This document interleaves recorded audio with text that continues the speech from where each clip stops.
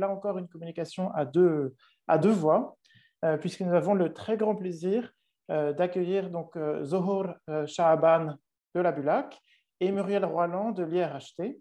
Alors, Zohor, je peux te tutoyer Bien sûr.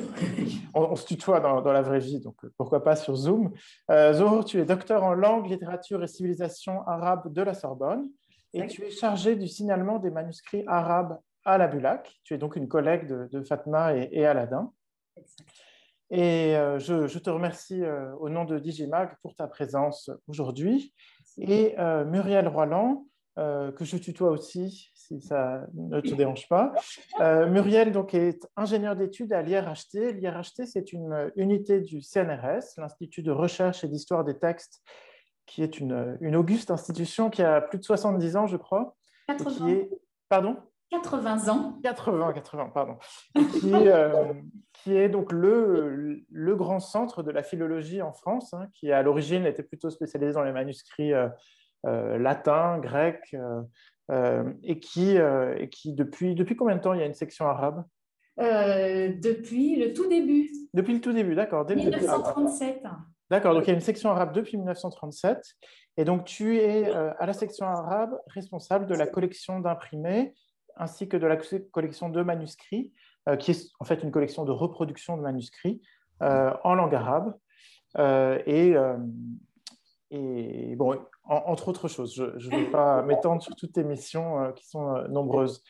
Vous allez toutes les deux nous présenter aujourd'hui donc une communication sur la valorisation des manuscrits maghrébins qui sont en France, hein, puisqu'il y a beaucoup de manuscrits maghrébins dans les collections publiques françaises, en nous présentant les expériences croisées donc, de la Bulac et de l'IRHT.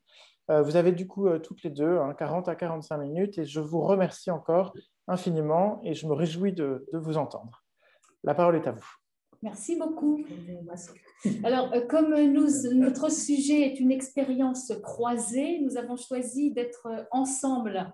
Nous avions choisi et on a maintenu ce choix d'être ensemble pour cette présentation. Donc, malheureusement, vous ne verrez pas nos visages, on est désolé. Mais j'espère que vous nous entendrez suffisamment bien. Si ce n'est pas le cas, dites-le nous. C'est extrêmement clair, merci. Alors, oui, c'est parfait. On va partager l'écran. Donc, pour compléter, Augustin, on voulait ajouter que nous avions toutes les deux, Zohor Shaaban et moi-même, travaillé pendant de longues années à l'IRHT dans le cadre de plusieurs projets qui étaient en lien avec des bases de données. On va simplement pour les citer, il y avait la base de données qui existe toujours, ces bases existent toujours, Onomasticon Arabicum, qui est une base de prosopographie, donc un répertoire des biographies de savants du Moyen-Âge islamique, mais aussi une base de données de droit musulman, d'histoire du droit musulman qui s'appelle CALD.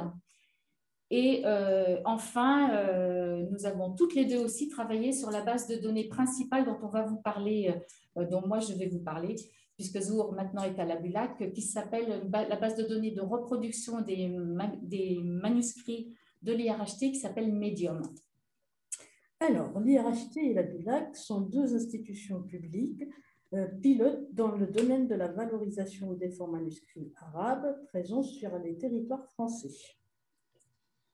La mission première de l'IRHT, vous envoyez un panel ici sur votre écran, c'est d'effectuer des campagnes de photographie des manuscrits depuis la fin de la Seconde Guerre mondiale dans les bibliothèques municipales sur tout le territoire français notamment. La Bulac, elle, a hérité des collections de la Bibliothèque des jeunes de langue, créée sous Louis XIV, et de la Bibliothèque des langues orientales, qui a été constituée au XVIIIe siècle, avant la Révolution. C'est à cette époque qu'a été constituée à Louis le Grand la première école des langues orientales à Paris. À cette époque, vous imaginez bien qu'il n'y avait pas beaucoup de manuels, alors on utilisait les manuscrits comme base d'enseignement. Dès le tout début de la numérisation des manuscrits en France, c'était un peu avant 2010, l'IRHT comme la BULAC ont commencé toutes deux à réfléchir aux différentes techniques et aux outils qu'il fallait utiliser et développer pour stocker, pour archiver, mais aussi pour diffuser les images. Le but était alors, et ça reste, de donner un accès libre et gratuit à toutes les images des manuscrits numérisés pour tout type d'usagers. Au début des années 2010, ça posait au départ des interrogations concernant les droits et ça a entraîné un certain nombre de réticences de la part des bibliothèques. Très vite, deux bibliothèques numériques ont vu le jour. En 2013, la BVVMM, c'est la Bibliothèque virtuelle des manuscrits médiévaux pour l'IRHT, et en 2016, la BINA, c'est la Bibliothèque numérique Arial pour la BULAC. En amont, un long travail de signalement est indispensable. Ce travail consiste à reprendre, compléter, enrichir les catalogues historiques dans les outils numériques. Donc, comme vous allez le voir, le premier outil numérique qu'on utilise, c'est CALAM, catalogue en ligne des archives et manuscrits de l'enseignement supérieur. Ça, c'est pour la BULAC. Et la base de données, Medium, pour l'IRHT. À la BULAC et avant CALAM, nous parlions de l'infortune du catalogue. Nous avions un premier catalogue de Danon, achevé avant 1925, suivi de descriptions effectuées par Vaida et Bioud dans les années 80. Et tout ce travail de catalogage était manuscrit. Il n'a jamais été imprimé ni diffusé. Donc, vous imaginez bien que le signalement était le premier maillon de la visibilité en ligne. À l'IRHT, avant notre base de données Medium, le même Georges Vaida avait décrit un certain nombre de manuscrits arabes qui étaient conservés dans les bibliothèques de France. Il l'avait fait lui aussi sous forme de notices manuscrites. Et il avait repris, mais aussi largement complété, le catalogue général des manuscrits qu'on appelle CGM et qui avait été réalisé au XIXe siècle. Aujourd'hui, le contenu de ces descriptions se trouve à la fois dans notre base Medium, mais aussi dans une plateforme très connue qui s'appelle le catalogue collectif de France, le CCFR. Mais dans le CCFR, comme vous le voyez ici, trouver des manuscrits est plutôt complexe. La recherche, d'abord, il faut aller dans la zone manuscrits archives que vous voyez à gauche en bas de votre écran. Et ensuite, vous avez la possibilité de faire une recherche par langue, à savoir ici on a choisi arabe, mais derrière le mot arabe se cachent tous les manuscrits orientaux, turco-ottomans notamment et persans. Et vous pouvez choisir la ville de province. Vous pouvez faire dérouler toutes les villes pour choisir la ville ou bien taper une cote. Mais c'est la seule recherche qui est possible, donc c'est assez limité. D'autre part, quand vous cherchez, si vous allez chercher les manuscrits arabes qui sont conservés à Arras, le résultat de votre recherche sera un peu décevant puisque on reprend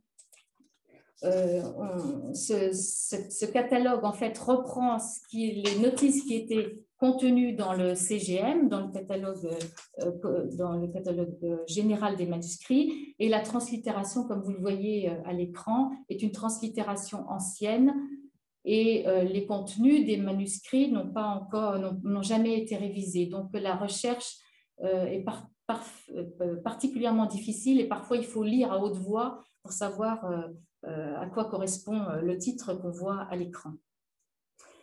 L'Institut de recherche et d'histoire des textes, je vous l'ai dit, sa mission première, c'est de photographier les manuscrits, mais c'est aussi de commander des reproductions dans le monde entier à la demande des chercheurs, des étudiants et de toute personne qui s'intéresse aux manuscrits. Donc, c'est important à savoir, je le rappelle systématiquement quand j'en ai l'occasion, vous pouvez commander des reproductions et venir les consulter à l'IRHT sous forme numérique ou sous forme de microfilm. tous ces manuscrits que nous commandons sont signalés systématiquement dans notre base Medium. Et on peut dire que depuis une trentaine d'années, cette base est une sorte de répertoire de tous les manuscrits qui sont recensés ou bien qui sont reproduits par l'IRHT. Alors, pourquoi on parle de manuscrits recensés?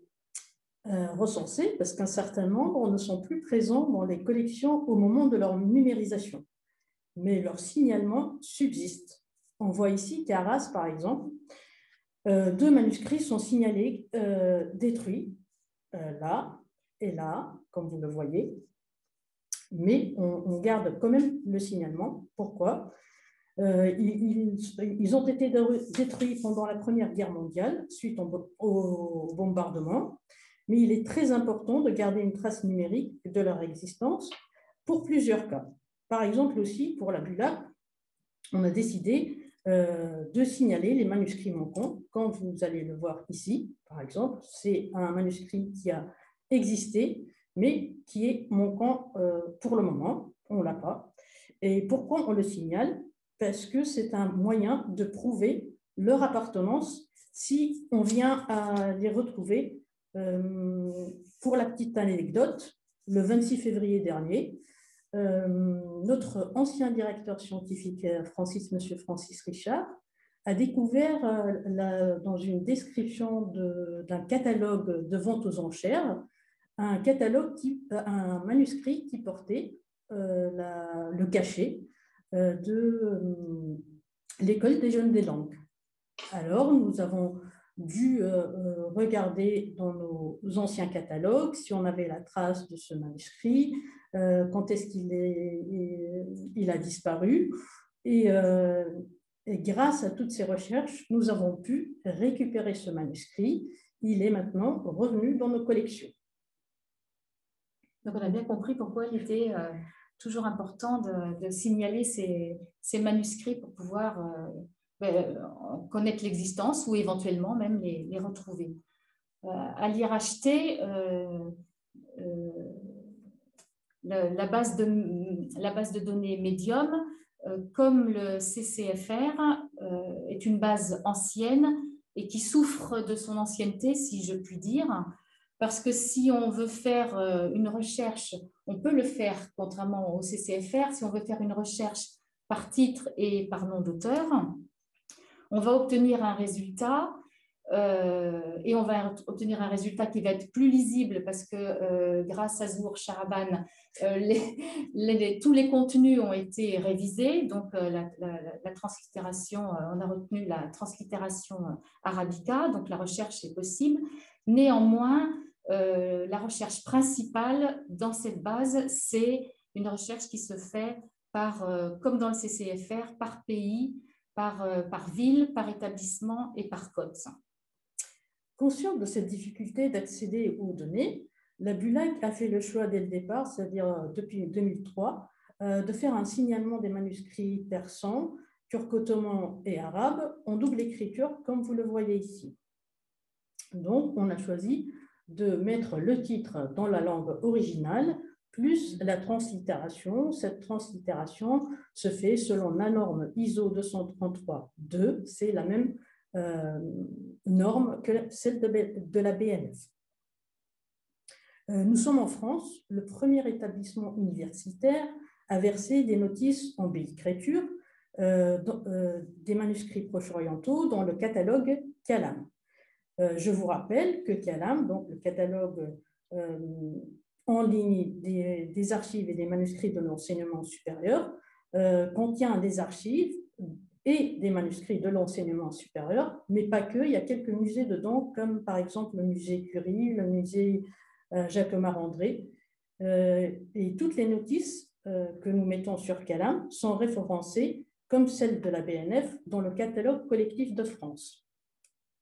Donc, comme vous le voyez ici, vous avez les manuscrits de la BNF, vous avez dans le CCFR maintenant Calam qui s'est introduit. Et grâce à la biécriture, quand vous cherchez sur le CCFR, vous allez trouver la Bulac dans les premiers résultats. Donc là, nous avons essayé de chercher par exemple un Moushaf tout simple. Et nous avons les deux résultats de l'EBNF. Ensuite, comme vous allez le voir, c'est la BULAC qui fait les 6 pages d'après, ce qui montre que le catalogage en bi-écriture est très, très important pour pouvoir retrouver rapidement les manuscrits. C'est la raison pour laquelle, à l'IRHT, j'ai décidé en 2019, à la demande du directeur de l'IRHT, de reprendre les vieux inventaires du 19e siècle qui avaient été faits des manuscrits arabes dans les bibliothèques municipales pour faire un état des lieux, des manuscrits qui existaient effectivement, de ceux qui avaient disparu ou de nouveaux manuscrits qui étaient entrés dans les collections dans ces bibliothèques. Il y a de très nombreux manuscrits, même si l'IRHT continue à faire des campagnes de photographie depuis après-guerre. On recommence, on retourne dans les mêmes villes. Et mon souhait est de proposer des nouvelles campagnes de numérisation pour photographier ces manuscrits qui sont encore méconnus. D'après un premier inventaire que j'ai effectué en 2019, il y a environ 600 manuscrits arabes dans plus de 80 bibliothèques municipales sur le territoire français. Et depuis 2010, les manuscrits qui sont numérisés sont intégrés dans une nouvelle base de données qui s'appelle la BVMM, la Bibliothèque virtuelle des manuscrits médiévaux, puisque la recherche à l'IRHT, c'est essentiellement le domaine médiéval. Et avec l'accord des bibliothèques, on peut mettre en ligne les numérisations, donc les images de ces manuscrits. Au préalable, on continue à entrer, bien sûr, et à réviser les descriptions de ces manuscrits, les notices à l'intérieur de la base Medium. En France, sur ce corpus de 600 manuscrits orientaux, plus de la moitié, je dirais même peut-être 70%, sont des manuscrits qui sont maghrébins et qui sont plutôt d'époque moderne, même si un grand nombre contiennent des textes médiévaux. Et ces manuscrits sont aujourd'hui encore, du fait de la difficulté de leur interrogation sur des bases de données, ils sont encore très peu visibles et leur étude est très importante aujourd'hui. Alors, les manuscrits arabes conservés à la BULAC sont aussi majoritairement d'origine maghrébine. Par origine maghrébine, on entend toutes les deux les manuscrits qui ont en commun une écriture dite maghrébine. Géographiquement parlant, cela va au-delà du Maghreb, c'est-à-dire on inclut toutes les deux dans notre définition l'espace sahélien. Donc le Soudan dit occidental, à savoir Mali, Niger, Sénégal, Burkina Faso, etc. C'est un espace très vaste aux contours flottants car les frontières n'étaient pas fixes. Il faut savoir que la collection des manuscrits arabes de la BULAC est la seconde de France par son importance après celle de la BNF. Nous disposons actuellement de plus de 2000 cotes, c'est-à-dire encore plus que 2000 manuscrits, parce qu'une cote, c'est plusieurs manuscrits, parce qu'on a des cotes 1, des cotes 1A, des cotes 1, de 1 à Z, et donc vous imaginez le nombre de manuscrits que nous avons. Cette collection s'enrichit de plus en plus et va le continuer. Et on a commencé un premier enrichissement en 2016, excusez-moi, par l'achat d'une centaine de manuscrits issus de la collection de Paul Goettner et de son épouse. Ce sont là encore des documents majoritairement d'origine maghrébine. Aujourd'hui, ce fonds Goettner est entièrement signalé dans Calam. Et tous les manuscrits ont été numérisés et sont désormais accessibles dans la bibliothèque numérique de la BULAC, comme vous le voyez ici.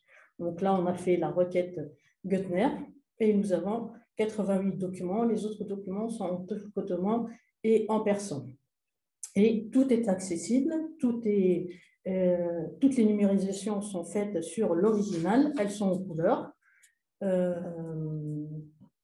Et vous pouvez les voir en fait soit feuille par feuillet, soit la totalité, c'est au choix.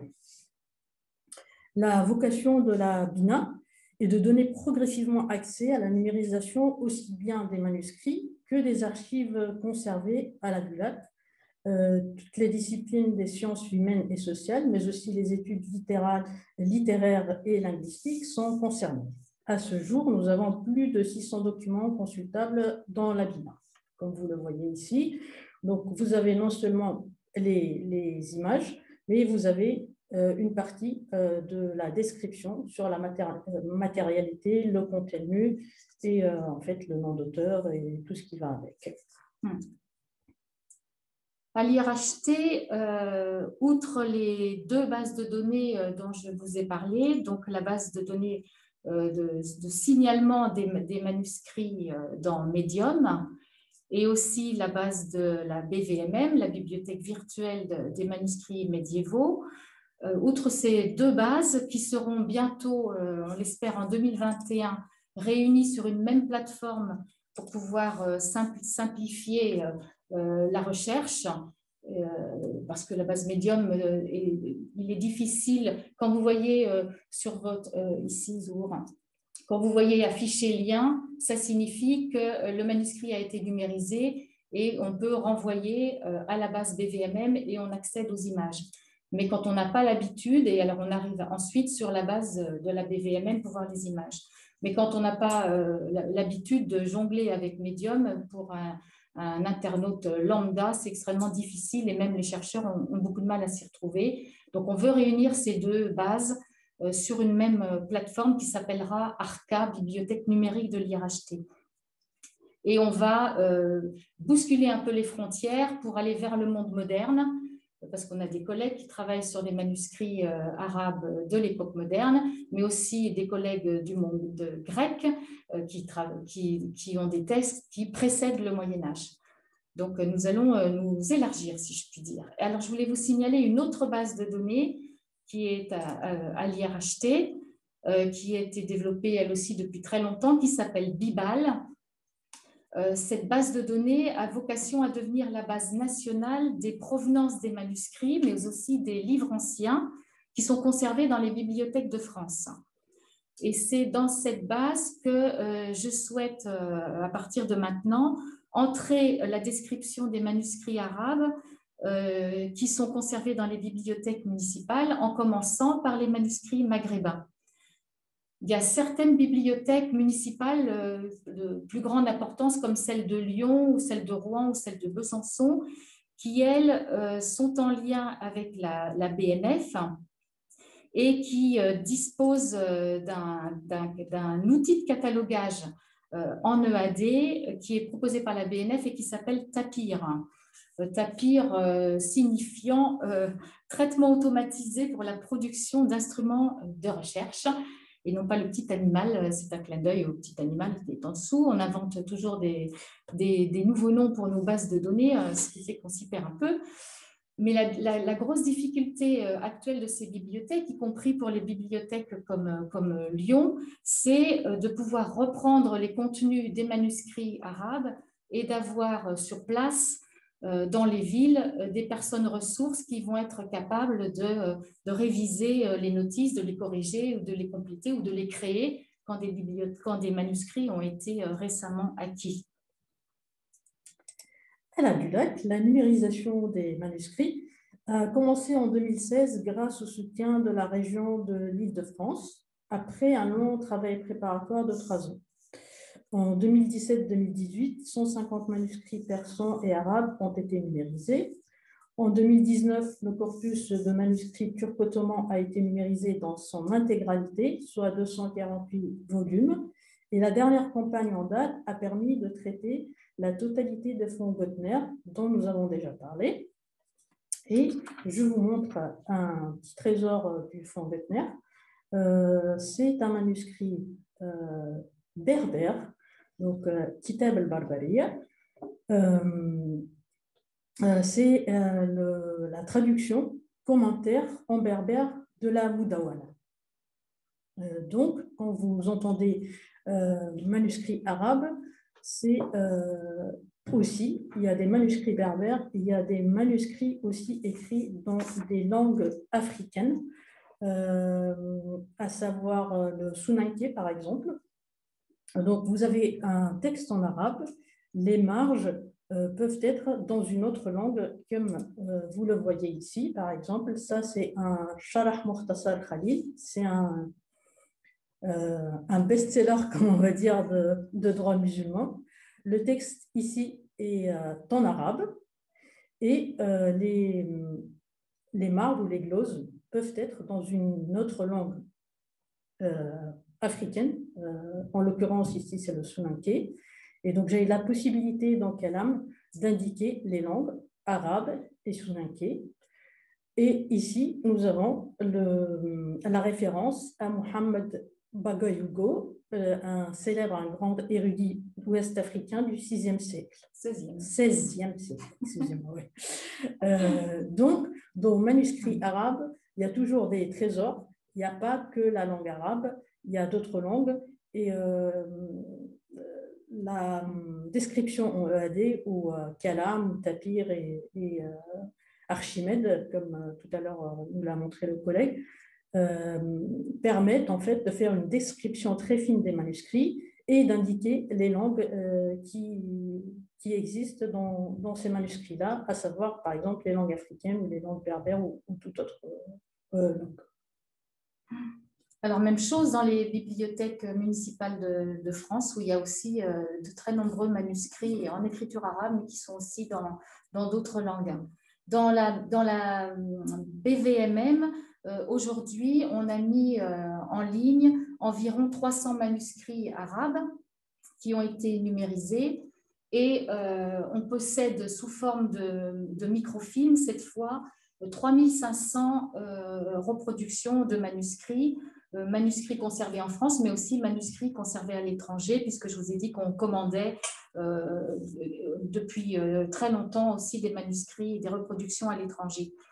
Mais ces 3500 reproductions, donc 300 manuscrits numérisés, 3500 reproductions, c'est une petite goutte d'eau à l'IRHT, où il y a de nombreuses sections, en particulier latine, grecque, hébraïque, romane, etc.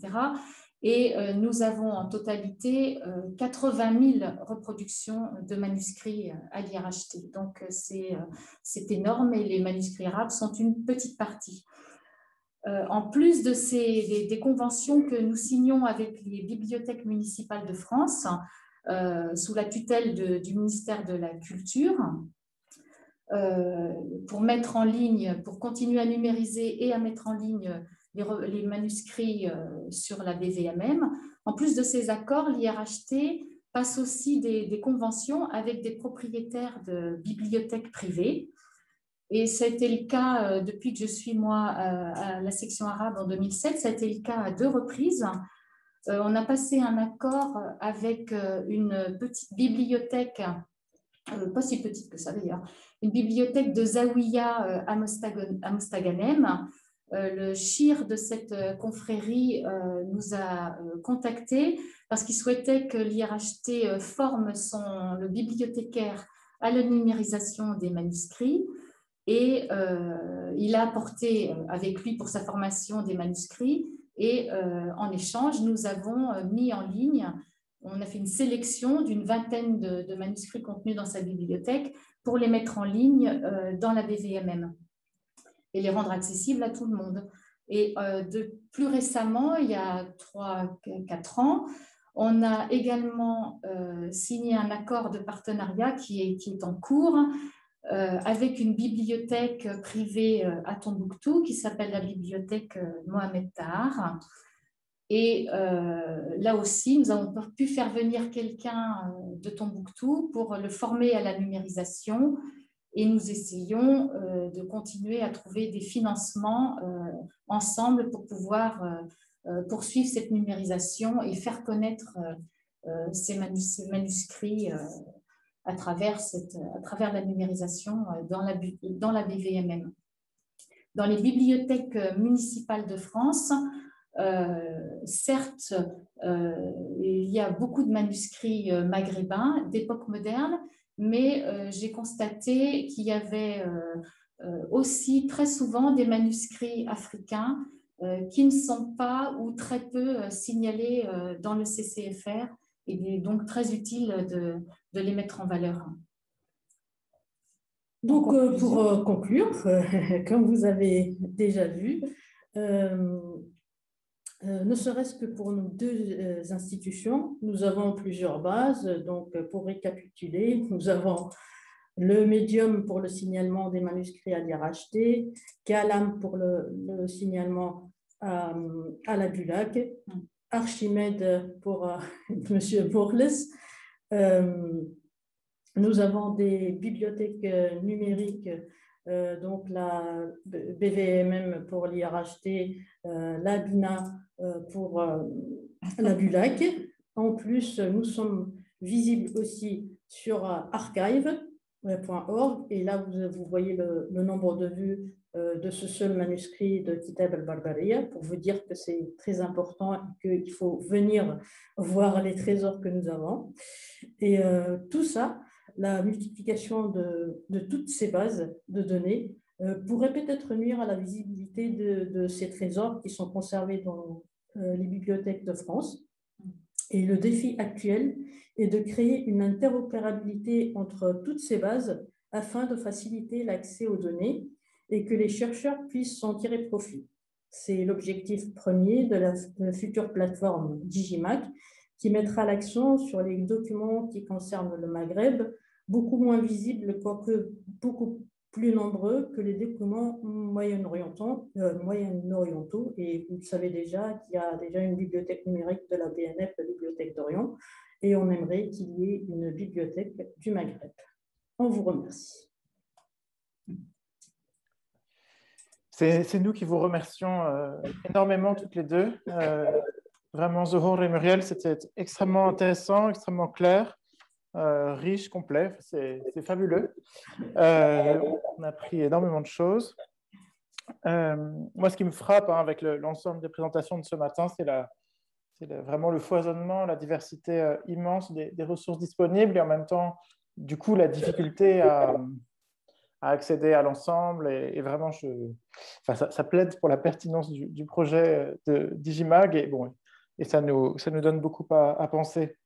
Je voulais signaler aussi, avant de passer aux questions du public, le projet qui est aussi soutenu, organisé par le GISMOM autour des manuscrits maghrébins sur l'utilisation de l'intelligence artificielle pour donc hackathon.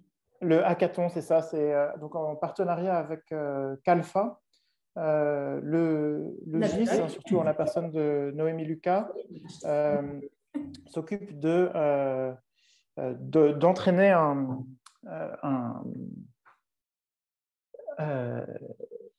algorithme, voilà, pardon, le mot m'échappait, d'entraîner un algorithme à la lecture du Khat Maghrebi, ce qui potentiellement pourra déboucher sur des résultats très intéressants en matière de publication, de fouilles dans les textes, etc.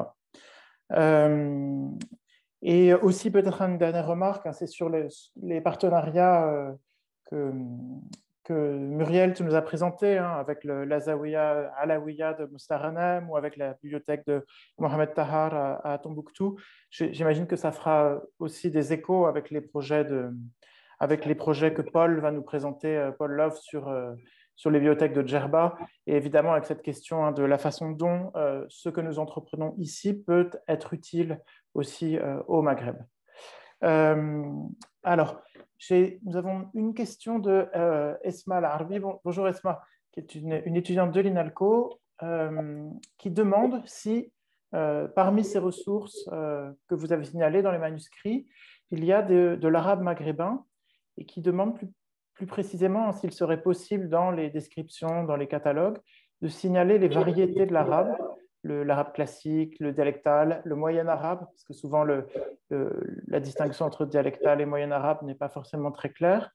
Esma est linguiste, en fait. Et là, c'est intéressant parce que ça nous mène aussi à penser aux différents usages qui peuvent être faits par différentes disciplines de ces manuscrits. A priori, on ne fait pas de distinction entre l'arabe littéral, l'arabe marocain, l'arabe algérien ou toute autre variante d'arabe. Le seul moyen qu'on a, en fait, c'est de dire que c'est du caractère arabe, mais c'est une autre langue africaine, berbère ou autre. Mais dans l'arabe, on ne fait pas de distinction entre dialectes ou arabe médian ou autre. De toute façon, l'arabe médian, ça n'existait pas à l'époque. Donc, c'est un peu anachronique, on va dire. Ceci dit, on trouve beaucoup de marges ou de notes écrites dans la langue vernaculaire. Chacun écrit son, les voyelles, comme il l'entend, comme il peut l'écrire d'ailleurs, comme M. Augustin Jomy a vu pour les manuscrits de Haddad. Et en fait, on peut trouver effectivement de l'algérien, du marocain, du tunisien en marge, mais le texte, par exemple, de droit musulman, est généralement écrit en arabe littéral, c'est-à-dire l'arabe standard. Puis ça demande aussi, ça demande des compétences qu'on n'a pas tous. Moi, je ne les ai pas, par exemple, de pouvoir repérer les différentes langues vernaculaires qui seraient présentes à l'intérieur du manuscrit. Et même dans les outils de description, il n'y a pas forcément le moyen d'aller dans cette précision pour la description de ce qu'on a sous les yeux. C'est vraiment, c'est pas facile. Ça n'existe pas, à ma connaissance, dans les descriptions. Cette finesse de la description. Donc, c'est au linguiste d'aller lui-même chercher… Pour aider les catalogueurs. Ouais. Esma, je pense qu'il ne faut pas hésiter peut-être à discuter plus avant de cette question avec Zohor. Notamment, je sais que vous aviez été regarder certains manuscrits et que vous aviez un avis sur ces questions. Je pense que Zohor serait tout à fait intéressé d'échanger avec vous puisque vous êtes aussi sur place. Bien évidemment. Bernadette Sou-Dufresne me demande la parole. Il faut activer votre micro. Voici. Bonjour et encore merci. C'est toujours absolument passionnant ces présentations.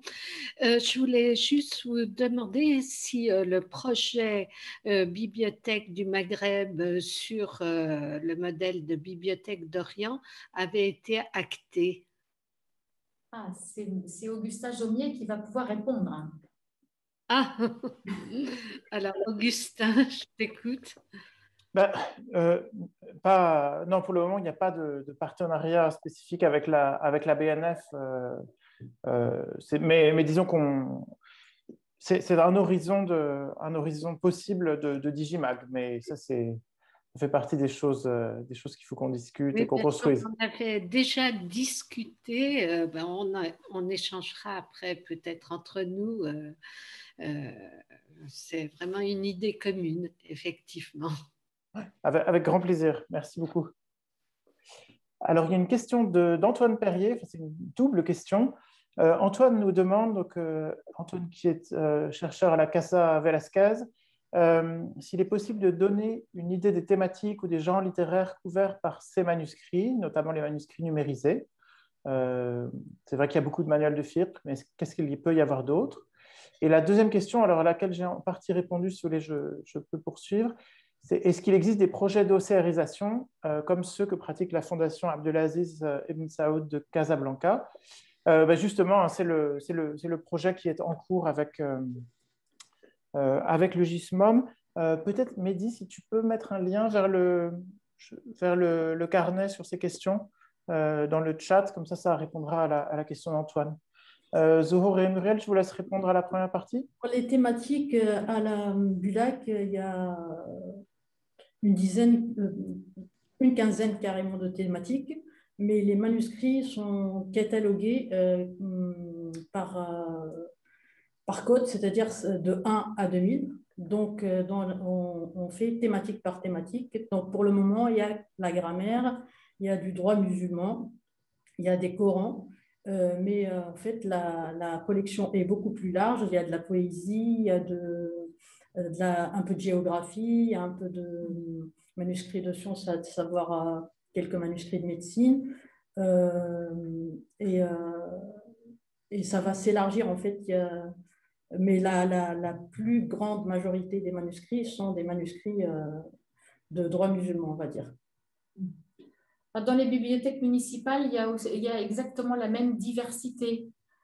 Alors, mais il n'y a pas que des manuscrits maghrébins. Alors, souvent, les manuscrits maghrébins sont issus de la colonisation des anciennes colonies.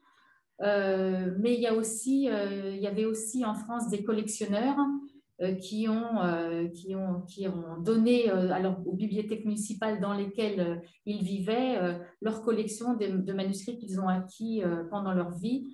Et il y a tout type de manuscrits, aussi des manuscrits d'apparat. Il y a des très beaux manuscrits. Avec Zour, on s'intéresse en ce moment à la collection des manuscrits de Rouen, et qui est là une collection plutôt de manuscrits orientaux, pas maghrébins, qui ont été acquis par des collectionneurs. Et il y a tous les thèmes représentés, de la géographie aussi, de la magie, beaucoup de grammaire, mais vraiment tous les thèmes sont représentés, c'est ça leur intérêt. Il y a aussi des contes, il y a de la philosophie, mais ceci dit, même dans un manuscrit de droit musulman, il y a beaucoup de surprises. On peut trouver des carrés magiques, on peut trouver des recettes pour les maux de ventre, les maux de tête. Il y a de tout, donc ça peut être très intéressant. Merci beaucoup de votre réponse.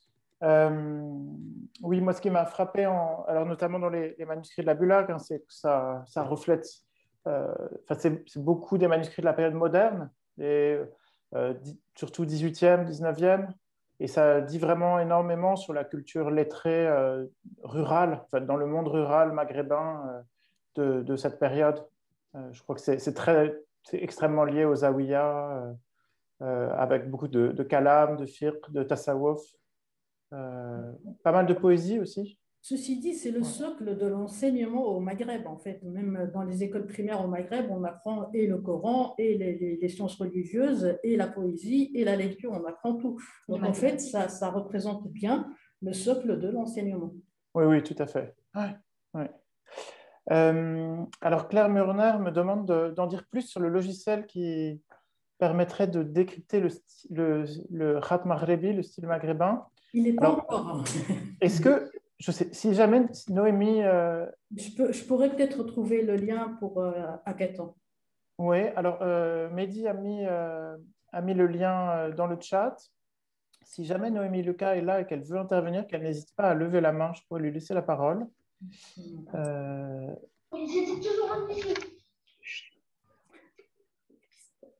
Oui.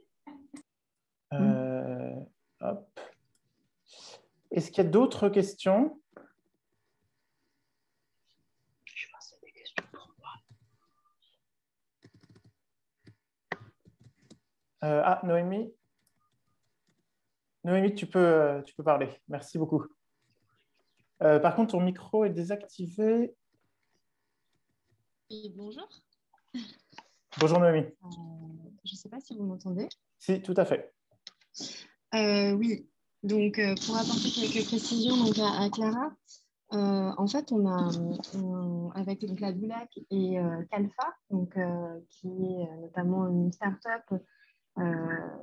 dont le président est Shahan Dalgorel, on est en train d'essayer de développer un modèle pour reconnaître donc, le khat maghrebi. C'est un projet qui est en cours, donc pour l'instant, on n'a pas de résultats.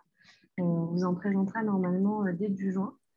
Donc évidemment, c'est expérimental et on travaille sur 2 manuscrits donc, de la Bulac qui sont un manuscrit de droit, un commentaire d'un poème sur le droit des successions et une histoire.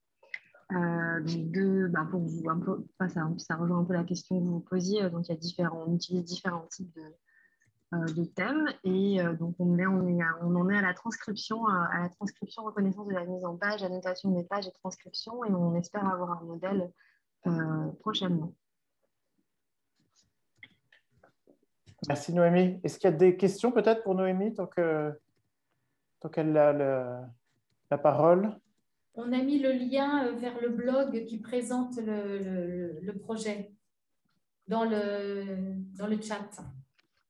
Et peut-être pour préciser les choses, Noémie, donc cet investissement sur le Khat Maghrebi, c'est parce qu'il y a déjà des modèles qui ont été développés pour d'autres types de calligraphie. Alors en fait, on a il faut savoir que pour l'imprimer, on a des résultats qui sont assez bons avec des choses qui existent déjà. Donc pour ce qui est de l'arabe imprimé, vous pouvez avoir des choses avec Kraken ou bien même avec Transcribus. Là, on a beaucoup de difficultés aujourd'hui, c'est sur la reconnaissance optique des écritures manuscrites, donc cursives, et sur donc le choix du Khat Maghrebi, il est à la fois en lien avec les priorités du GIS, évidemment, et en lien avec le projet piloté par Mehdi et Augustin en Digimag, mais aussi effectivement parce que pour l'écriture orientale, il y a des projets qui sont en cours, notamment en lien avec OpenITI, qui est un projet international et qui ont reçu des fonds récemment pour développer un modèle pour le RAT oriental. Merci beaucoup, Noémie. Est-ce qu'il y a d'autres questions? Non? Très bien. Bah, écoutez, on a un petit peu d'avance. Une fois n'est pas coutume. C'est une question de Madame Yahya. Alors, normalement, si vous activez votre micro, vous pouvez parler. Oui, merci. Donc, c'est donc Zora Yahya. Oui, je voulais savoir si on pouvait avoir les contacts mail de Zohor, et puis j'ai oublié le prénom, excusez-moi, de sa collègue, parce qu'en fait, c'est vrai que lorsque je fais mes recherches par mots-clés, et donc je recherche absolument des manuscrits, je peine à trouver de trouver les bons mots-clés, vu que là, je suis en anthropologie et souvent on utilise des termes en sciences sociales qui ne correspondent pas voilà, il y a une espèce de traduction épistémologique qui ne correspond pas aux documents réels existants. Donc, par exemple, je donne un exemple, je cherche plus tout ce qui est autour des jedwel, des carrés magiques, des kteb, des hijab, des hizab. Et c'est vrai que le mot talisman, voilà, est beaucoup trop général et c'est une traduction très occidentale et pas souvent... voilà, donc voilà, c'est pour ça. Donc, des fois, je peine beaucoup à la Bulac et tout, à trouver vraiment des documents. J'ai l'impression de passer à côté, quoi. Donc, c'est ça ma question. On va vous mettre déjà les mails, mais dans Calam, vous pouvez regarder dans Carré Magique ou vous tapez Magique et vous trouverez, il y a pas mal de choses. D'accord, juste dans Magique, très bien. Magique ou Carré Magique. Très bien. Il y a aussi, vous pouvez taper Carré Latin aussi, vous trouverez des résultats. Oui, parce que du coup, il y a aussi, voilà, c'est aussi... il y a beaucoup de vocabulaire, mais en fait, du moment que vous mettez magique, ça apparaîtra parce que c'est magique. C'est le mot magique, très bien. Alors, exactement. Très bien, merci beaucoup. De rien. C'est intéressant cette question parce que vraiment, c'est un des constats qu'on fait dans Digimag, c'est voilà, comment arriver à faire converger les questions de recherche, les questions formulées par les chercheurs dans différentes disciplines, et comment faire en sorte qu'elles rejoignent les descriptions faites par les institutions de conservation qui n'ont en fait pas forcément les mêmes langages, pas les mêmes questions en tête. Et donc, c'est un des enjeux. Et je vous remercie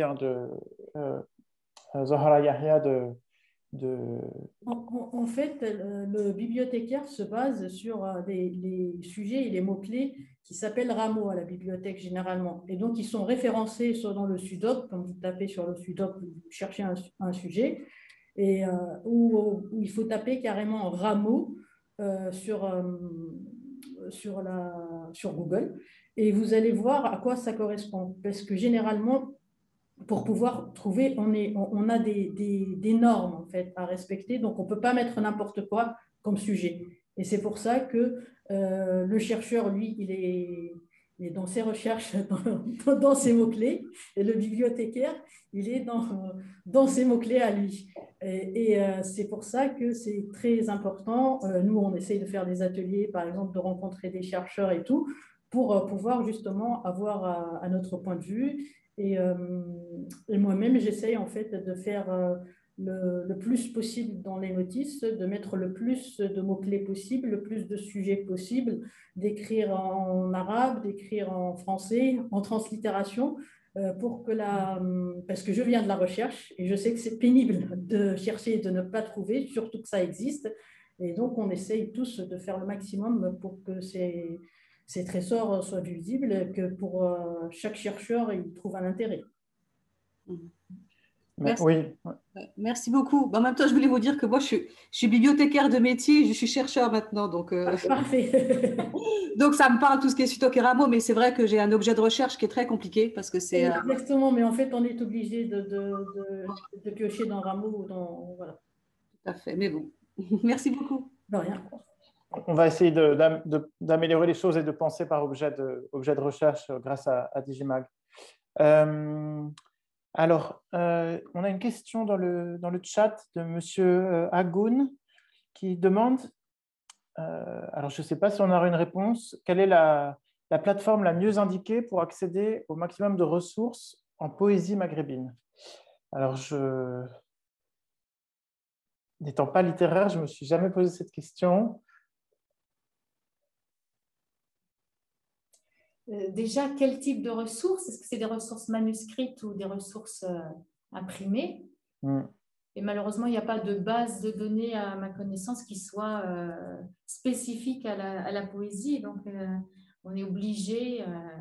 Mais il y a pléthore de poésie sur Internet. Oui, ça c'est sûr. Donc, non, on ne connaît pas de plateforme spécialisée, malheureusement. C'est surtout sur le Malhoun, visiblement. Oui. Je voulais réagir. Donc, en tout cas, oui, on a des corpus, mais ils ne sont pas nécessairement ni numérisés ni mis en ligne. Donc, ils sont signalés, c'est le fonds, par exemple, Disparmé, qui est vraiment une grande collecte qui a été faite, et vraiment un des corpus les plus importants.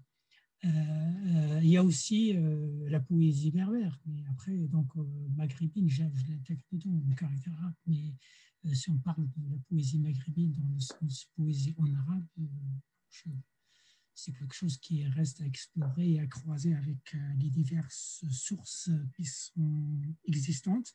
Mais ça, c'est lié aussi, comme il disait le collègue tout à l'heure, par rapport à l'affinement du traitement qui est fait aux objets manuscrits.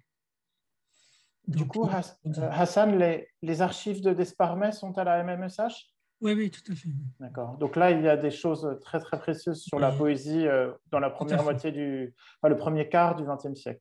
C'est exact, c'est surtout sur le Malhoun.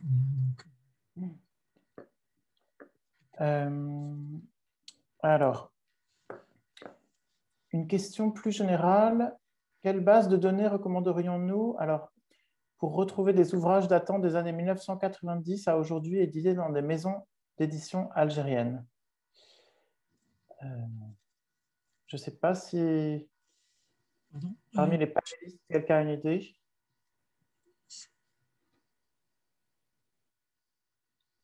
Pardon, je n'ai pas entendu la question.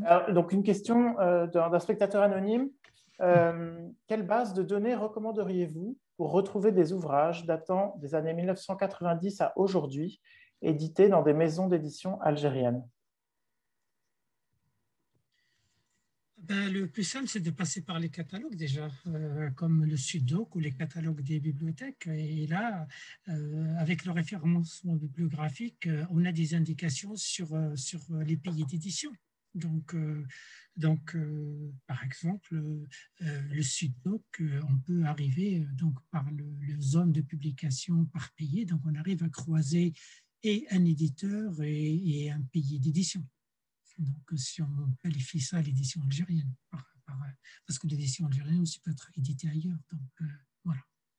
Oui, la difficulté, c'est qu'il faut que ces ouvrages soient arrivés dans une bibliothèque française. Oui, bien sûr. Bien sûr. Donc mais il y a une grande partie, bien sûr. Mais ce que tu disais tout à l'heure, parce que là, je réponds juste par rapport au périmètre comment dirais-je, pour mettre documentaire de la MMSH, comme je disais tout à l'heure, c'est-à-dire la plupart des acquisitions se faisaient déjà dans les salons de livres dans ces pays, et donc une grande partie de cette littérature ou cette édition algérienne, tunisienne ou marocaine pour ces années est présente en partie. Mais bon, après, on n'a pas l'exhaustivité en fait de dire qu'on a toutes les, comment dirais-je, toute la la panoplie de tout ce qui était édité dans ces années-là. Il faut aussi penser aujourd'hui qu'il y a des efforts au niveau des bibliothèques nationales, hein, que ce soit le Maroc, l'Algérie, où vraiment on peut s'appuyer aussi sur le dépôt légal, hein, pour identifier ce type c'est-à-dire de documents par rapport à des années d'édition et de publication. Antoine Perrier, dans le chat, apporte aussi des éléments de réponse. Hein. Lui propose de faire des recherches dans le catalogue de la Fondation Ibn Saoud, qui visiblement est très complet, hein, sur les publications du Maghreb. Peut-être que la Bibliothèque nationale de Tunis aussi, non? Mais c'est vrai que comment dirais-je, la fondation, depuis sa création, donc son objet, c'est vraiment aussi le Maghreb. Et je sais qu'ils font une couverture systématique de toute l'édition d'ailleurs, et chaque année, ils continuent à assurer, malgré les difficultés aujourd'hui, c'est-à-dire la mission d'acquisition de la publication de l'édition algérienne, marocaine, tunisienne, et au-delà de celle du Maghreb. Bien sûr, c'est très, très important leur catalogue. Alors, Salem Salah, une question à propos des ressources numériques de la Tunisie à la Bulac. Est-ce que, Salem, tu veux poser la question directement ou la formuler? Pas très clair. Alors, visiblement, il y a aussi donc, Zahir Ben Ali, pour répondre à la question sur la littérature algérienne, nous a donné un catalogue collectif de l'Algérie avec le lien dans le chat. Voilà, si ça peut répondre aux questions.